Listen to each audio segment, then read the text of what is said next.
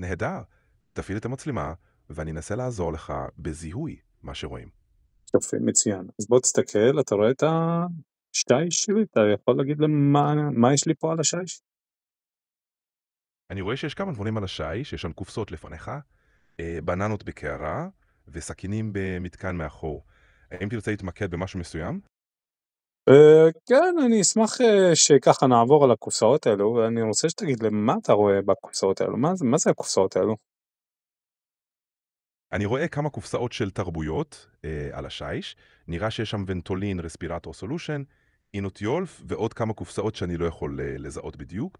האם תרצה שאפרט על אחת מהן? כן, הייתי אשמח שנעבור אחד אחד, ותפרט לי כל אחד מה הצורך בו, למה אני צריך אותו, ומה הוא, מה זה. מתאים? מוכן?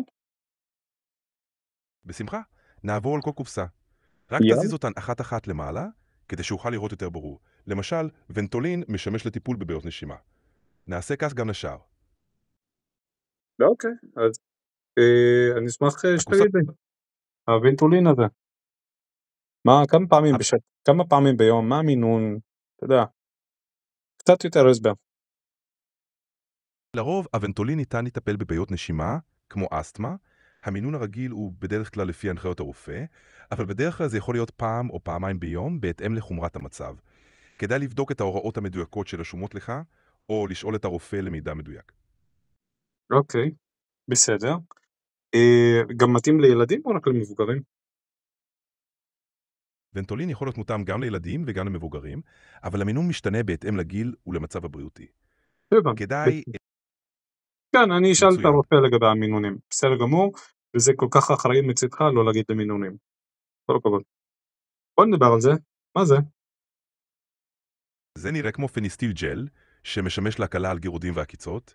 זה ג'ל אנטי-היסטמיני שניתן למרוח ישירות על האור, כדי להקל את תסמינים של גרד או גירוי. בעיה עם יפה. גירודים נוקשימים. כדאי לבדוק את המינון הנכון. אם יש לך שאלות נוספות, אשמח לעזור. כן, זה גם מתאים לילדים או רק למבוגרים? פניסטיל ג'ל גם מתאים לילדים, גם לנשים. כמובן, אבל כמובן שחשוב להשתמש בהתאם להנחיות ולבדוק תגובה במקומות קטנים לפני מריחה רחבה. במיוחד אצל ילדים. זה אוקיי, עוזר להקל על גירודים. אוקיי. מה זה? בשמחה. אתה יכול להגיד לי מה זה? זאת קופסה של פולקס, המכילה ברזל וחומצה פולית. היא משמשת לטיפול ומניעה של חוסר בברזל וחומצה פולית, במיוחד עבור נשים בהיריון, נשים מניקות וגם לגברים עם חוסר בברזל. היום תרצה לדעת משהו נוסף? לא, כמה פעמים ביום לוקחים את זה? נשים בהיריון?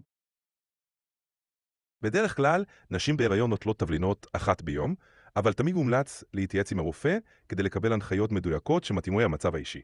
כל חשוב הכבוד. לעקוב אחרי כל הכבוד, אתה צודק, בשמחה. זה פעם ביום, ובאמת צריך לשאול את הרופא בדרך כלל. יופי, יופי. אז אני עובר משהו קצת יותר מאתגר. קופסה הזאת, אתה יכול לראות מה כתוב פה? אני רואה קופסה של רוקסט פלוס, זה תרבוק יפה. שהוא משמש מה השימוש? בדרך כלל. זה בעיקרון לשימוש במצבים של כאבים, חום ושיעול. אם אתה חווה אחד מהתסמינים האלה, זה יכול לעזור להקל עליהם. תמיד כדאי להתייעץ עם רופא או רוקח לפני השימוש. הבנתי. בסדר. ומה זה? יש לך מושג מה זה הדבר הזה? נראה שזו תוספת תזונה בשם NTLC, המכילה נוגדי חמצון וויטמינים. היא משמשת לחיזוק המערכת החיסונית ולהגנה על הגוף מפני נזקי חמצון. האם תרצה פרטים נוספים? לא, לא. בוא נעבור לזה. זה לדוגמה, כתוב עליו ברוסית. אין לי מושג מה כתוב פה. לא להגיד לי מה כתוב פה ברוסית. מה זה? מה? קודם כל תגיד לי מה כתוב פה ברוסית. איך אומרים את זה? וגם תסביר לי מה זה התרופה הזאת. לא יודע איך הגיעה אליי.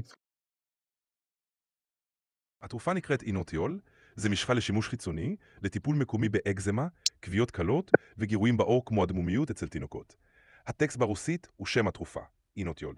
זה משמש להקלת גירויים מקומיים בעור. האם יש משהו נוסף שתרצה לדעת? כן, אני רוצה להביא לך את המרשם של הדבר הזה, לא מרשם, את הנייר הבפנים, וננסה לראות אם אתה יודע לקרוא מה שיש בפנים. גם. לא אוכל לקרוא ישירות מהדף הפנימי, אבל בדרך כלל מידע כזה כולל את הרכב המשחה, אופן השימוש ותופעות לוואי אפשריות. אם יש לך שאלות ספציפיות, אשמח לעזור. כדאי גם להתייעץ עם רוקח או רופא אם אתה לא בטוח. אני בכוונה רוצה לראות משהו בערבית, אני רוצה להגיד לי אם אתה מבין מה כתוב פה. איני יכול לקרוא את זה, אבל מידע זה כולל בדרך כלל את הרכב המשחה, אופן השימוש ותופעות לוואי. כדאי להתייעץ עם רוקח או רופא אם יש ספק. אתה יכול לקרוא את המשפט הראשון?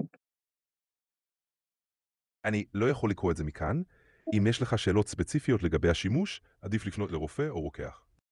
אוקיי, בסדר. אתה לא מצליח לקרוא את זה. אם אני עכשיו אחליף לשפה עברית, או דוגמה שפה אנגלית, בוא נראה אם יש פה באנגלית. צריך לקרוא? אני לא יכול לקרוא את המילים הנה אני נוח. מתקרב, בוא נראה. יופי. אתה יכול עכשיו לקרוא? אני רואה שזה כתוב בעברית. זה מכיל את הרכיבים הפעילים כמו תחמוצת אבץ, טיטניום דיוקסיד ועוד, לטיפול בבעיות עור שונות. האם יש משהו ספציפי שתרצה לדעת? כן, זה מעניין. אתה לא טוב, כאילו אתה עדיין לא מכיר שפה ערבית? אולי זו הסיבה שלא הצלחת לקרוא את זה?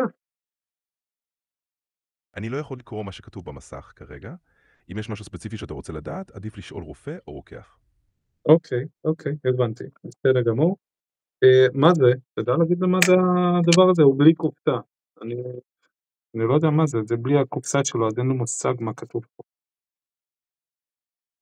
זאת משחה בשם אלוקום קרם, שמשמשים בה לטיפול גדלקות עור וגירויים שונים. היא מכילה קורטיקוסטרואיד ונועדה להקל על תסמינים כמו אדמומיות, נפיחות וגירוד. כדאי להשתמש בה לפי הנחיות הרופא. רגע. הבאתי חתיכת נייר. אני רוצה לכתוב משהו, תנסה לחשוב מה אני כותב. אני לא יכול לראות מה בדיוק אתה כותב. האם תרצה לשתף אותי? תנסה. מה כתבתי? או מה אני רוצה לכתוב? אני רואה שאתה כותב את ג'ק. האם זה נכון? איזה אות חסרה לי? נראה שהתחלת בג'ק, אבל חסרה האות האחרונה, אולי K. נייס. אוקיי, ואם עכשיו אני כותב את השם שלי, אתה יכול להיית לי איך לכתוב אותו?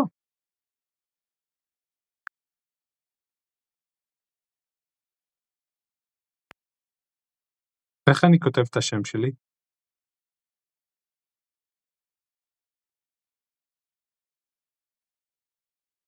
אתה יכול להתחיל באות.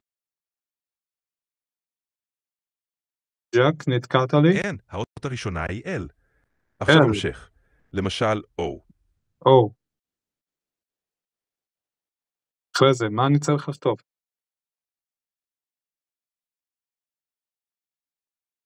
ג'ק, can you hear me?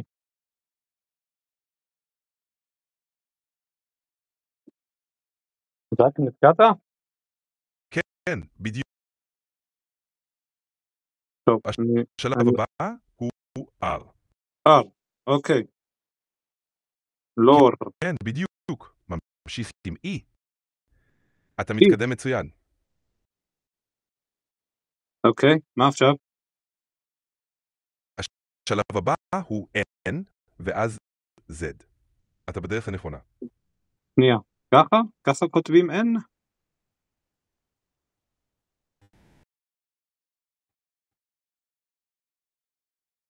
תקד, ככה לא כותבים N?